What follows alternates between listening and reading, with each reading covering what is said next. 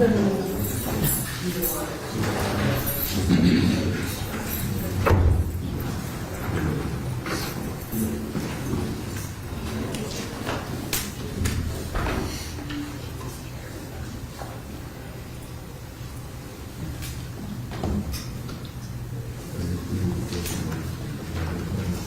did you do to get the care? I turned it down. It was really warm. Yeah, can't believe it. Well, it's kind of starting out. Yeah.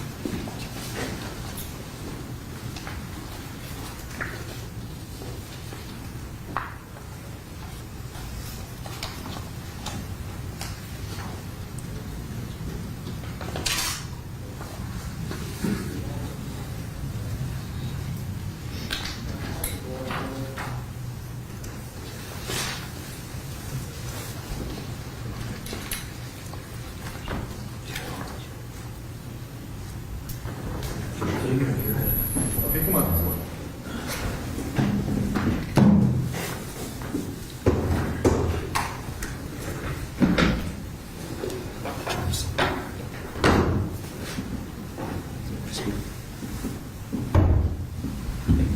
All right, so we're on the record this morning, case 692604, State of Ohio versus Bianca Ellis. Good morning, Miss Ellis. We're here this morning just for our final pretrial. This case is set for trial on Wednesday. A couple motions that are pending with respect to the trial that I'm going to ask parties to discuss. Before we do that, I just want to make sure I just go through some logistics that we just spoke about so that we're all on the same page. So, Ms. Feralia, thank you for being here because I know you're currently in trial. The expectation is that we all think that you'll complete your trial maybe Tuesday, but for sure we give you the day of Wednesday. The trial here is to start on Wednesday, but in fact we had put that in our calendar for really a questionnaire of the jurors. So if I can have you on Wednesday morning just to greet the jurors with my opening comments before they fill out the questionnaire. I think we all agree the questionnaire will be completed. Those 70 jurors will be excused for the day, and we'll reconvene on Thursday with all 70 jurors being here.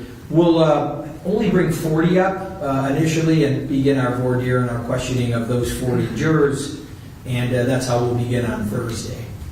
We are off on Friday, and then we'll continue to voir dire the jury until we have one impaneled.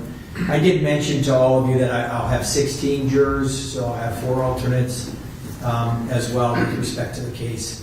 The courtroom's a little tight, but I think that I know there are two different thought process of how we should conduct a voir dire, but I'm comfortable with this being in the courtroom the way it is.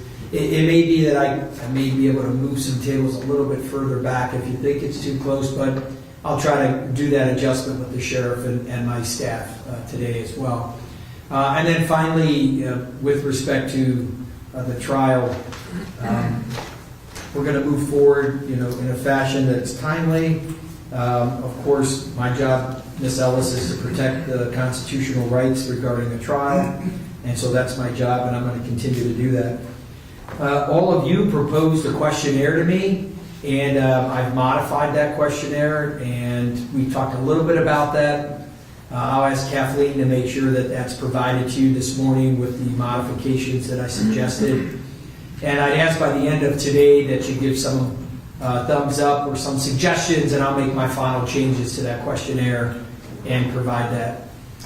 Again, we'll be handling matters on the 12th floor.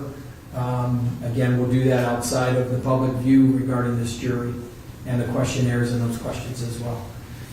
And then with respect to the let me ask, anything further with respect to those discussions that we talked about, anything from the state of Ohio? And I will note for the record that Ms. Mateo and Ms. Faralia are here, but also Mr. Miranda has joined the table, Anthony Miranda for the state. And counsel are present, Mr. Mack and Mr. Johnson for Ms. Ellis. But just regarding the jury, anything that I may have missed, Ms. Faralia, regarding our discussions in chambers?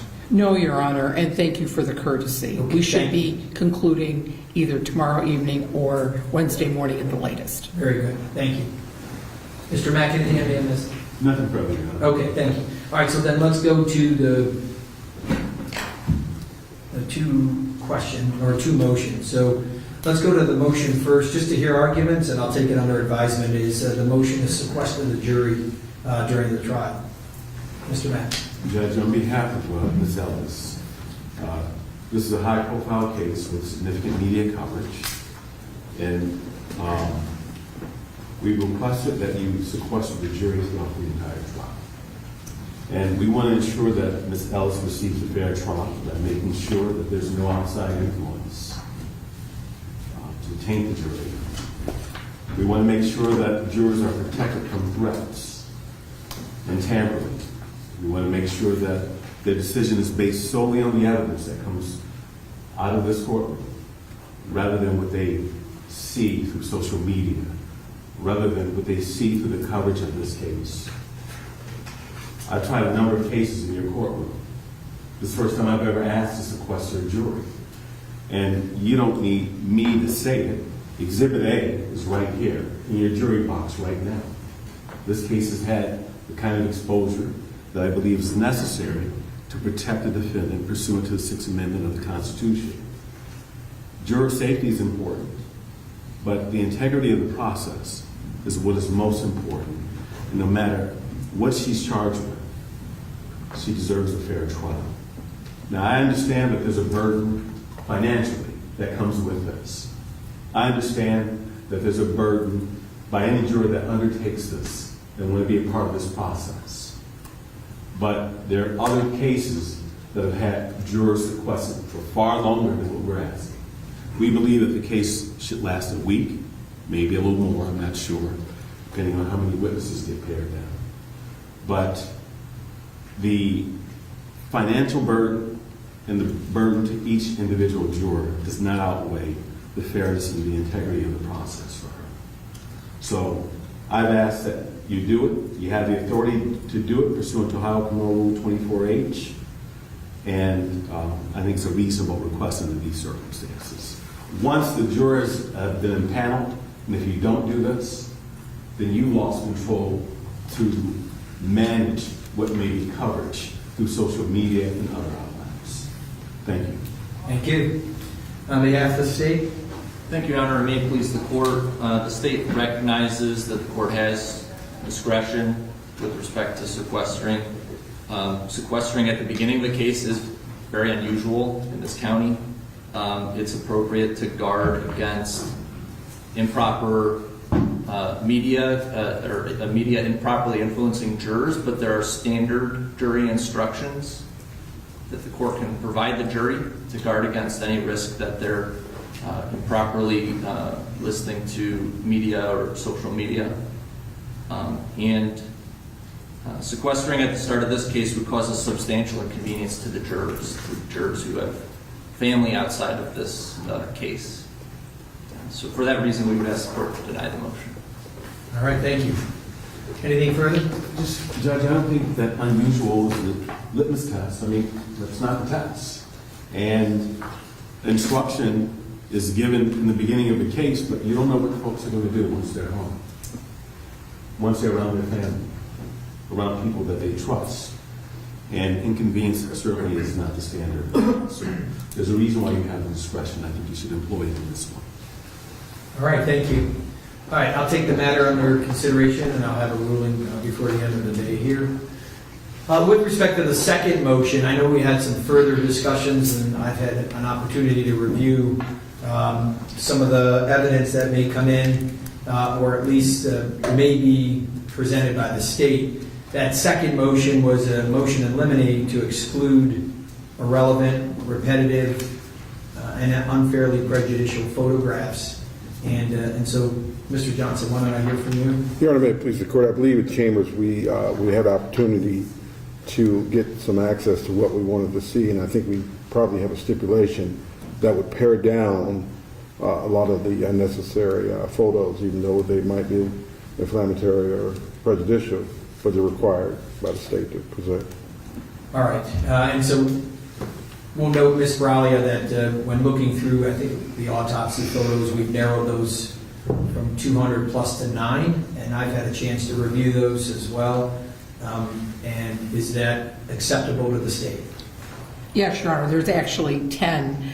And in addition to what Mr. Johnson indicated, there also will be some crime scene photographs, drone footage, and videos from different parts of the day prior to the homicide and then after the homicide. But all of those will be shared with the defense prior to the commencement of trial if possible.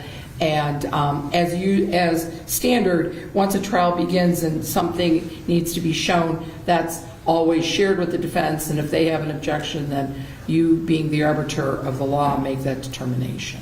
Yes, and so at this time, let's start the trial, in a fashion that evidence will be presented. If there's an argument to be made, we can have that argument at sidebar. I'll make a decision during the trial as well.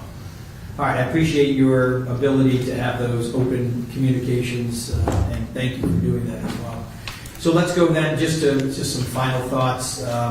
I have signed and executed a media order, and so this, in the courtroom today, we'll just have one pool camera that'll be in the corner, as opposed to, of course, a number of cameras being in here.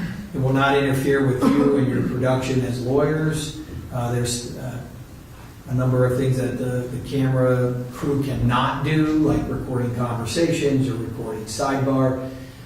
With respect to media and witnesses wanting to be excluded from video, I did specifically outline that procedure, and I'm hoping it doesn't happen when I say, who's your next witness, and then you say, well, this witness doesn't want to be videotaped. So it needs to be something to provide me ahead of time so that I can actually have it on the record without the jury being in the courtroom, and then I'll make a decision. And then I can instruct the camera pool on whether they're allowed or not allowed to video. Of course, jurors will not be videoed, and if a witness specifically has opted, and I grant that, I'll allow that to happen. But I want to be able to let media know ahead of time as opposed to spontaneous in the courtroom. So if you can be mindful of that, I appreciate that as well. And then in and out privileges, I did discuss as well. We're not going to allow that movement in and out. There'll be some precautionary means of coming in and out of the courtroom as well that the sheriff has put together for me. And then lastly, I wanted to note that the parties have had discussions at my request about whether there was a potential opportunity of resolving the matter, and I think all of you have had those diligent discussions back and forth. But Ms. Bralia, just for the record, before we begin on Wednesday, there's no mark on the file as far as an offer being made as far as a result of this case. Is that correct? That is correct, Your Honor. Nothing has been offered at this time. Okay. But fair to say there have been discussions between the state and Mr. Mack and Mr. Johnson. That is fair, Your Honor. Yeah, thank you. And anything to add to that, Mr. Johnson or Mr. Mack? Judge, in all fairness, we haven't asked for anything. Very good. All right. All right, thank you. And then lastly, for the state, anything before we recess for the day? Otherwise, I think if you are still in trial, Ms. Faralia, the judge is going to give you a chance to at least meet the jury when I bring them down on for the beginning of the questionnaires. So I would see you on Wednesday morning. But anything further that you would want to address with me? Not at this time, Your Honor. Thank you. Yeah, thank you. And again, just whoever's going to follow up with my bailiff regarding the questionnaire that I finalized today as well. And then Mr. Johnson, Mr. Mack, anything I may have missed or anything you want to address before we recess? Not before we recess. All right. Very good. All right. Thanks, everybody. We'll adjourn.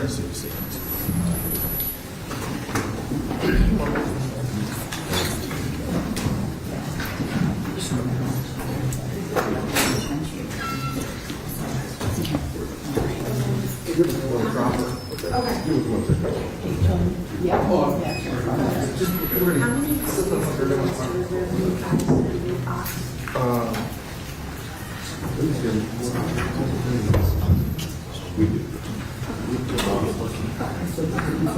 Children's, how many students do you consider in the back? Yeah, how many people do you know? I think 12. Okay. Yeah. Because